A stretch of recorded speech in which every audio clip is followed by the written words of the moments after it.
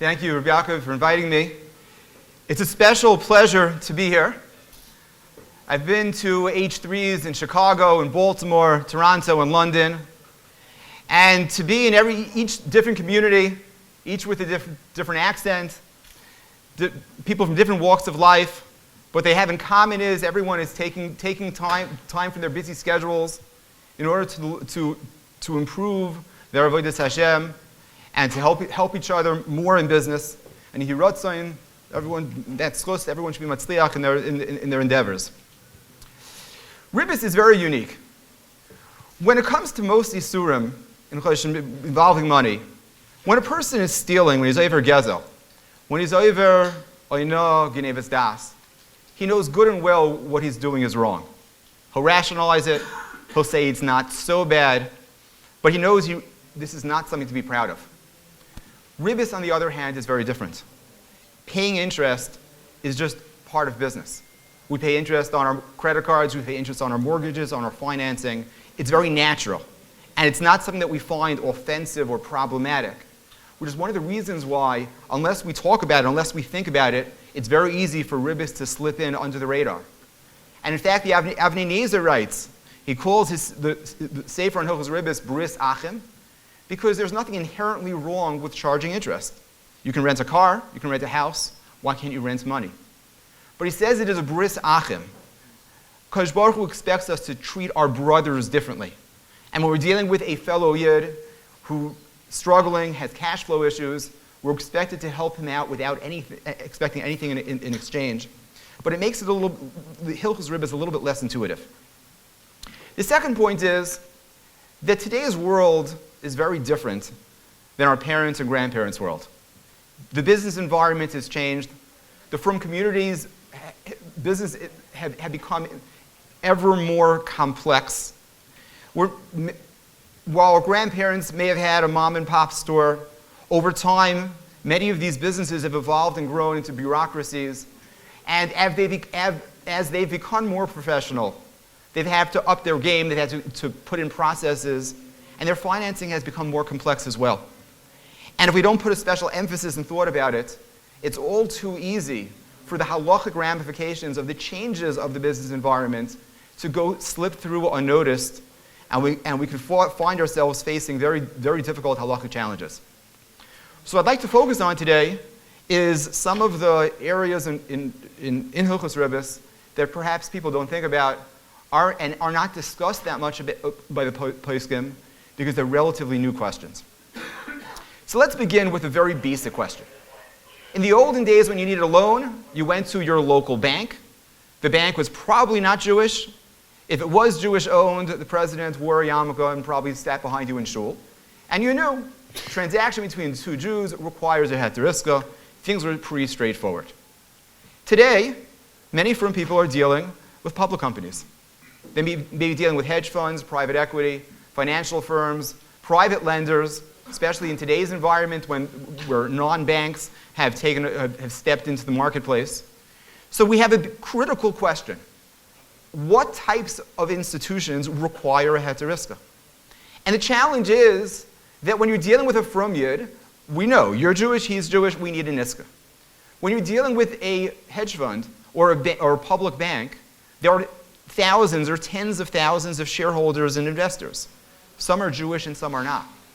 How does halacha look at these entities?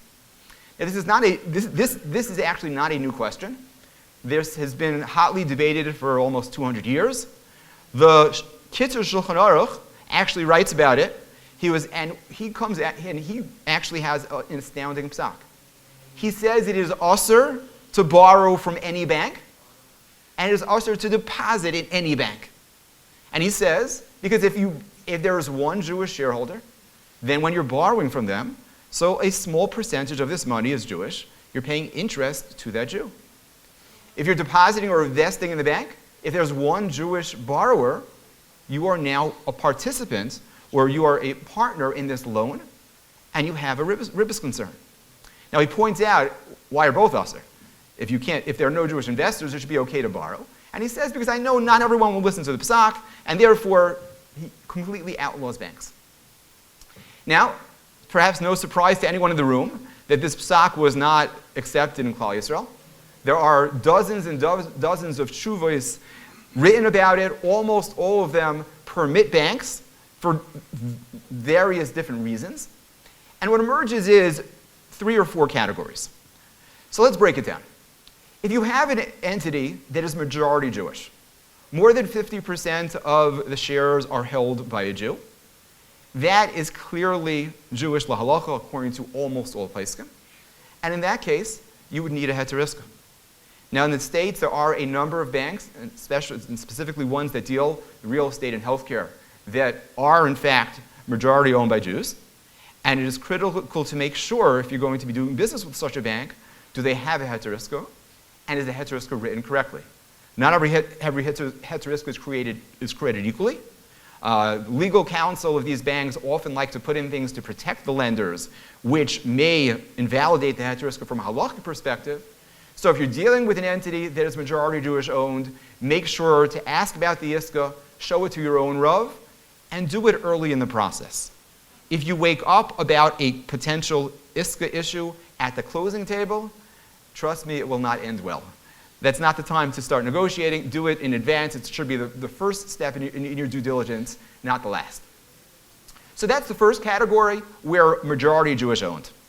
To jump to the other extreme, if you have a public bank and there is de minimis Jewish ownership, it's safe to assume that every public company in the United States has at least one Jewish shareholder, someone who has an index fund. There's going to be some amount of Jewish ownership. But here we have a famous psak from the Igros Moshe, that a de minimis Jewish ownership of a public company can be ignored lahalacha. We don't look at you as a true partner. We don't look at it as if you are really own 1 billionth of each loan. We look at it as more as you're buying the rights to dividends, future cash flows. And therefore, Rav Moshe paskins that if there's just de minimis ownership, they're shareholders, but they have no level of control or influence in the bank. Their shares don't give them a seat on the board. They're not in a position of power. Rav Moshe writes that can be ignored for Ribis and for all halacha purposes. If you have General Mills and it's Pesach time, so without the psak of Rav Moshe, you'd have an issue because you own a share in every box of Cheerios. Rav Moshe comes along and says, your 1,000 shares, your 10,000 shares are not considered halachic ownership. It can be ignored, and you don't have to worry about the halachic, challenges of what the underlying company does.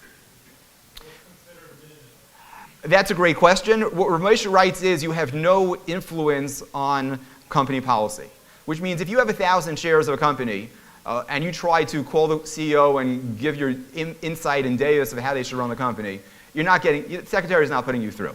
You have, at that point, Rav Moshe says, you're essentially in it just for the dividends. You're not a true owner. When you have enough shares that you have some level of influence, certainly do not need majority or anywhere near that. I would say personally, if you're at 5%, in the United States, the SEC has certain guidelines. That's why many people stick to 4.9. But certainly 5% is enough. That's a pretty substantial shareholder.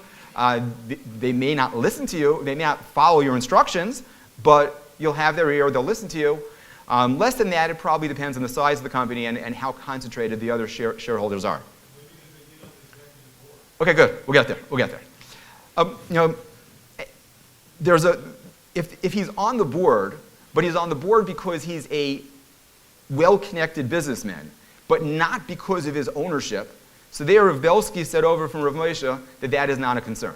Because the issue is when you own enough shares, the shares give you the influence. If I'm on the board because of my connections, my prestige, whatever it is, and I happen to have a stock grant of 10,000 shares, that's in Rav Moshe, according to Rav Moshe, you can ignore that because my influence does not flow from my ownership. My influence is I'm on the board, and I happen to also have a few shares. When I have enough to have a seat on the board, that certainly would be a problem. So we have two extremes. Majority Jewish owned certainly requires an iska. De minimis Jewish ownership of a public company, according to Rav Moshe, does not require, and certainly in the United States, that is the accepted practice. When a person starts accumulating shares, and now he has a minority ownership, but it's substantial enough that he has some level of influence, this is a tremendous machlokes. Most of the tshuvos that were written in Europe about banks, their heterim would apply, again, many of the heterim would apply to such banks. However, Rav Moshe clearly holds that in those cases it would be asur. And therefore it comes out, according to the Igros Moshe, if there's a minority but substantial Jewish ownership, a person should insist on getting a heter iska if they're borrowing from the bank. These cases are usually the most complex because if the Jewish ownership is certainly if they're not from, it's a little bit harder to explain why you're singling out this bank as opposed to others, and it's a little bit more complicated to get the heter iska, but certainly you should push for it. There is, however, another approach, and this is Rav Shlomo Miller has a beautiful way of looking at it, and he says like this: we all know there's a heter in Hilchos Shabbos called adaita denafshe. If a Jewish-owned business that hires non-Jewish workers on Shabbos, it's a problem. Amir la'akum, that's asur. Nursing homes, real estate holdings that have operations on Shabbos need some sort of arrangement to make this okay. On the other hand, if you have an aris, if a person owns a hotel and gives it out to a non-Jewish management company that controls it, makes all the decisions, and has a share of the profits, that's adaita denafshe, and that is fine in Hilchos Shabbos. Marit has a tremendous chiddush. He says the same heter applies to Hilchos Ribis. And he says a bank, it can be 100% Jewish owned. But if it's management, if it's turned over to a non-Jewish CEO and board who are arisim, they have a certain level they have a profit share, and they're the ones that run the bank, Marit says that is adaita denafshe, and even though it's Jewish money, even though the lender who is profiting and earning the interest is Jewish, nevertheless, he says that would be mutter. Now, this psak is a machlokes, but it is quoted by Kiveger in Yeredeis in Kuf Samaches. Zok Rav Shlomo Miller, to be samech Marit alone, he says that's already a chiddush. We can't do that. Certainly not by deraisa. However, if the majority of the bank is owned by a non-Jew, and it's only a minority Jewish ownership, but it's substantial Jewish ownership, there, if you have marit, if the bank is run by non-Jews, you can be mitzareh of the marit with the heterim of roiv akum, and in that case, it would be mutter. So based on this psak, even as long as the majority of the bank is now Jewish, and it is managed by non-Jews, it would be permitted, even if there are substantial minority Jewish shareholders. Now, in theory, this sounds pretty straightforward. In practice, there are some very difficult questions, which I actually don't have the answer to, but I noticed on the schedule that Rav Shlomo Miller is coming next. So perhaps I'll put out the questions, and if someone has the opportunity in the Q&A to ask one of these questions, perhaps you can get some clarity, and if you do, please send me the recording. But the question is like this. If you have a bank, minority Jewish ownership, but it's run by Jews, that's going to be asur. If it's controlled by a non-Jewish aris, that, and there Rav Shlomo Miller is meko because of the heter of marit. How do we define non-Jewish ownership, management? You have a board of directors. Say 4 of them are not Jewish, 3 of them are. Do we say that since the majority of the board is not Jewish, we have the heter of an aris? Or what happens if you have an aris who's 4/7 not Jewish, 3/7 Jewish?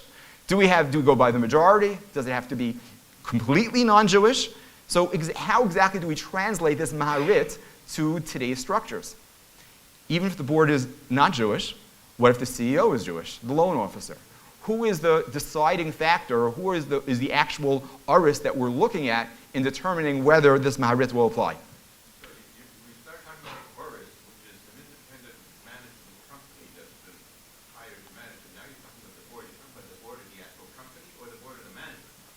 No, in the bank we deal with the bank's board that makes all the decisions. So why is that an audit?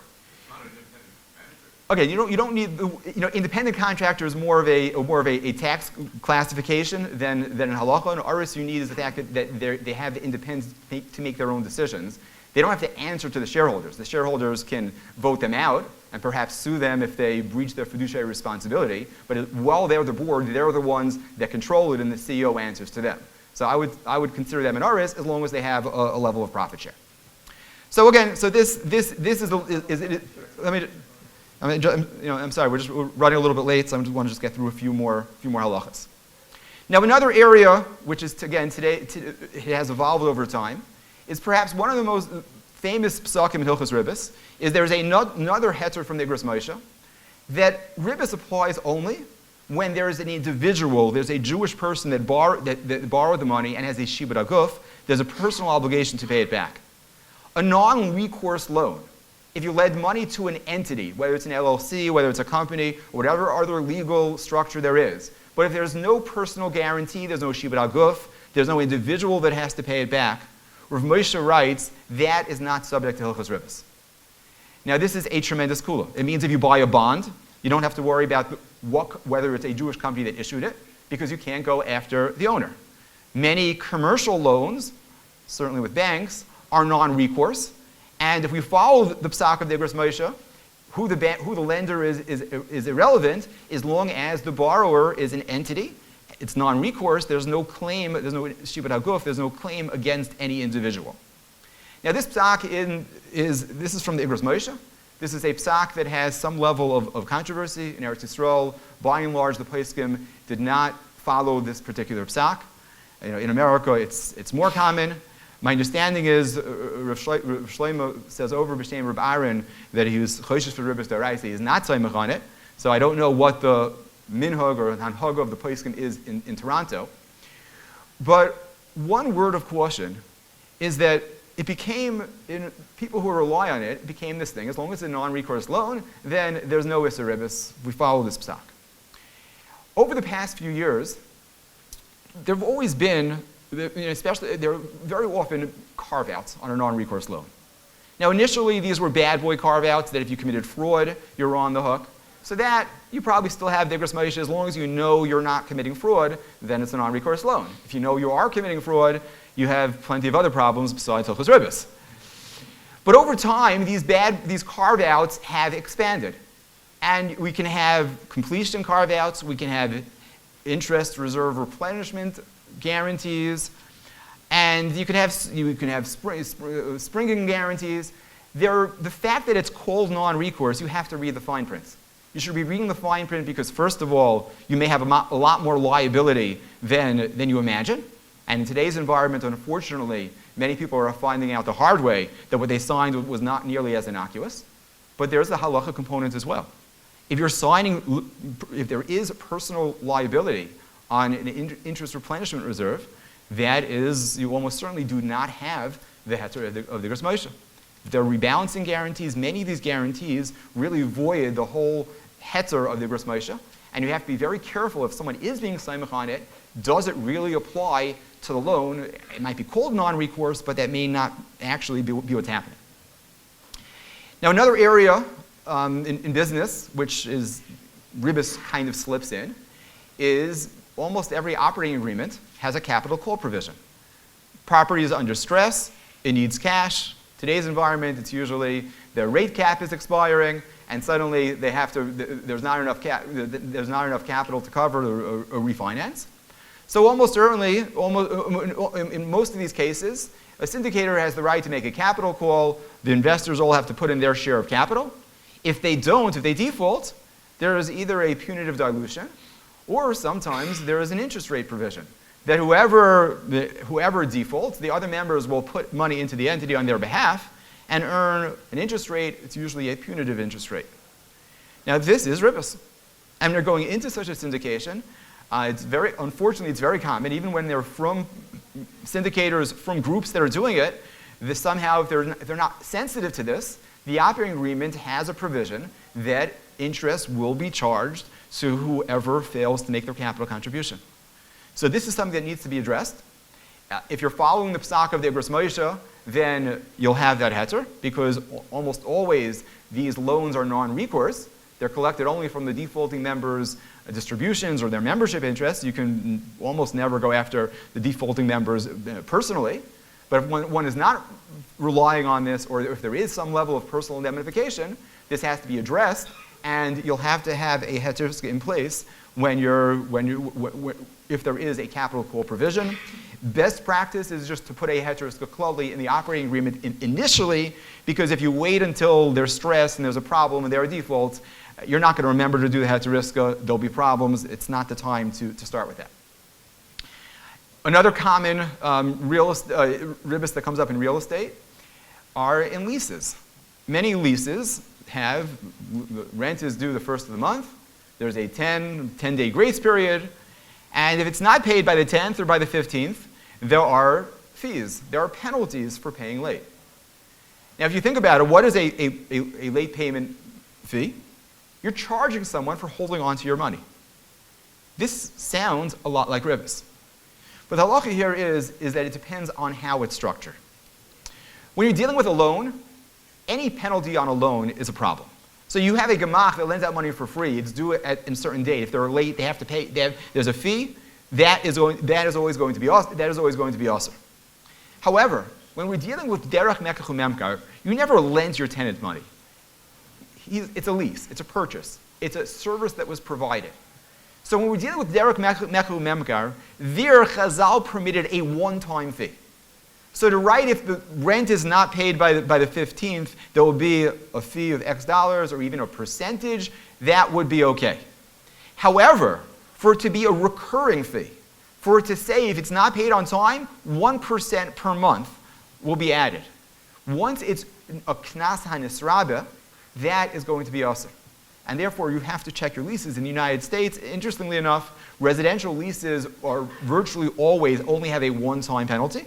And therefore, I don't know if Allstate Legal was motivated by Hilchos Ribis, but you generally will not have a problem. Commercial leases very often do have a percentage that do increase over time, which raises this problem. Commercial leases sometimes are non-recourse, and it'll go back into yes, Rav Moshe, not Rav Moshe. But I'll call upon them. It's something to be aware of in a lease. If you have a Jewish tenant, then it's something to be sensitive to, and is a very common ribus challenge. You have this in the context, not limited to the context of real estate. Many professionals. You have an accountant, you have a doctor, you have an attorney. So they invoice. There is a 30-day grace period, and very often the retaining agreement says if an invoice is not paid on time, it starts accruing interest at 1% a month, 1.5%, whatever that rate may be. This has a very similar problem. A one-time penalty is fine, but for it to be a percentage rate, which the longer they wait to pay, the higher the penalty, that is again going to be ribus. And if it is in a retainer agreement, you should cross it off. You should not be going into an arrangement where you're committing to pay interest, even if at the end it doesn't happen. But you should object to it in the beginning and get it stricken from the retainer agreement. Or at least not a percentage, like $50 late fees and $10 a day after. That's still lesser. The point is that it's a knas and nisrabe that the longer the time goes, the more you're paying. Interest in most of the interest cases in the Mishnah and the Gemara, they weren't working with interest rates. It was usually a flat amount, and that's not that. The point is one time versus increasing the longer you delay payment. So early payments are the opposite problem. In other words, when you're having a fee for late payments, there the service provider is essentially supposed to be paid today. If you delay payment, you pay more. When you sell on credit for a higher price, that is a related problem where the buy it now price is X. If you pay later, it will be more. That's a similar issue. Prepaying is the opposite case because normally in halacha, the payment should happen at the time of the transaction. You pay the money, you get the item. When you're prepaying, you're essentially lending the seller the money until he actually delivers the goods, and therefore there is an isser there. There are a number of heterim. If he has it in stock, it's just a question of delivery. If it's a yeshloi, if it's something that has a stable and clear price, there are heterim for such cases. It's certainly a shaila that should be asked. There are a number of heterim, but it's not. We won't be able to go through the pratim. What's the solution if the guy is a late fee after 5 days, $50, and there's no continuously penalty, then there's no phase until Okay, so 2 points. First of all, I mean, I guess it's a somewhat cynical question, assuming that everyone will do whatever they can if they can get away with it financially.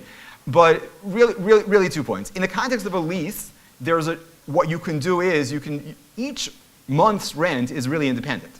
So if January's month is, once they hit the 15 days and then get hit with a penalty, you can't charge another fee for January. But if he doesn't pay February on time, you can hit him with a fee on February. Now you could add in the contract that all payments go to the oldest debt first, which means if on February 1st he comes, he's a smart aleck and says, here's February's rent, and January, you're stuck, you can't charge me again. No, the contract says that we credit all payments to the first. That means on February 1st he hands you 1 month's rent. That will only go for January. Come February 15th, you'll hit him a second time. Now it's certainly not, again, so this way there always will be incentive. When people are concerned, I tell them, you know what, so instead of 15 days, move it to 25 days and double the fee. To make it really hurt, you can only do it one shot, but that way there's a better chance that he won't want to trigger that. Can it cause situations where someone will take advantage of it, not pay, and you'll have to go sue him, bring him to bed, and whatever it may be? Possibly. Many areas of halacha, there are potential financial costs. And Hilchos Ribis and Hilchos Shabbos, being Jewish is expensive, kosher meat is expensive, tuition is expensive. These things, we can maneuver and play around and structure things to minimize it, but at some point we have to accept the reality. There are costs of doing business, and we have certain standards that we have to meet regardless of whether it impacts the bottom line somewhat. I mean, if you would think about it statistically, frum Jews should be making 1/7 less income. The average income of a frum should be 1/7 less than a goy. I don't know that statistic really bears itself out. Rabbi Shalom seems to have some way of making things work out in the long term, but in Hanami, there are costs, there are risks. Every Heter Iska, again, I guess we're not going to have time to really go through a Heter Iska, but every Heter Iska also has some level of risk. I'll just touch on it very briefly in 2 or 3 minutes we have left, and that is when a person writes a Heter Iska, probably the most important halacha is to know what you're doing. Rav Moshe, again, a third tshuva from Rav Moshe writes, it's not a kameya. It's not some magic amulet that you wave that makes Hilchos Ribis go away. A Heter Iska restructures the transaction where it's not a loan. It's an investment. It's a partnership. There's a certain level of risk in every Heter Iska. If the borrower, if the one that takes the money, invests it, can prove there was a loss, the lender will share in that loss. Now, there are strong protections built in to make it very unlikely for this to happen. Borrower has to make a shvuah, he has to bring aid in there. It's somewhere between difficult and impossible. It generally does not happen. But every Heter Iska that a person enters into, he has to realize that the lender has some exposure, they could lose their money, and that is, again, a cost of doing business la halacha. Now, it's been a very minimal risk. This is a conversation I've had with many boards of banks and goyish attorneys trying to quantify exactly what the Iska risk is. It's impossible to put a number on it because historically, statistically, it's been pretty close to zero. But again, past performance is no guarantee of future results. But it's there. And when people are concerned I could lose money, the answer is yes, you could lose money. That if you couldn't lose money, then it wouldn't be a Heter Iska. It would be Ribis just being called something else. So there is some level of risk. It's Baruch Hashem a minimal risk. But it is important that when you enter into a Heter Iska, the parties should have a basic understanding of what they're doing. They should realize it's an investment, it's a partnership, not a loan. And once you understand that, there'll be many other areas or questions that fall away. The idea that you can prepay interest or points that are paid on closing creates all sorts of halachic challenges. Because if the payment is profits, if you will, of the venture, you don't earn profits at a closing table. You earn profits in the future when you develop the business. So again, this, and there are many other points to be aware of in Hilchos Ribis, which we unfortunately don't have time to discuss. Thank you.